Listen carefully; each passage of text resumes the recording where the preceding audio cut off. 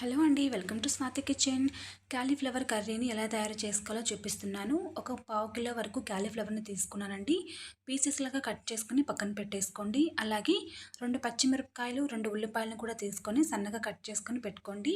ఒక మిక్సీ జార్లోకి 2 టమోటాలను కట్ చేసుకొని వేసుకొని మెత్తగా గ్రైండ్ చేసుకొని పక్కన పెట్టేసుకోండి. అలాగే స్టవ్ మీద కడాయిని పెట్టుకొని 3 గ్లాసుల వరకు వాటర్ని వేసుకొని హాఫ్ టీ స్పూన్ సాల్ట్ వేసుకొని పావు టీ స్పూన్ వరకు పసుపు వేసుకోవాలి. వీటిని బాగా మరిగించుకోండి.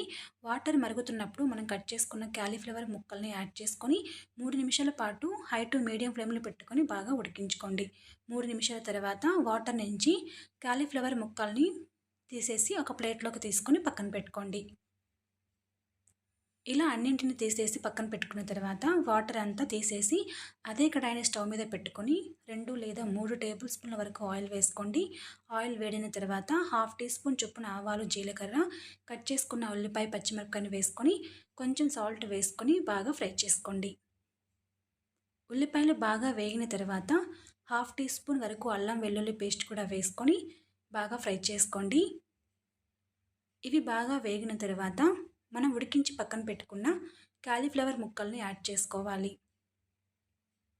ఇందులోకి రుచికి సరిపడా ఉప్పు, 1 టీ స్పూన్ వరకు కారం,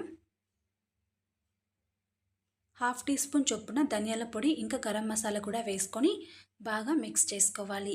ఈ కర్రీ అనేది రైస్లోకి చాలా టేస్టీగా ఉంటుందండి.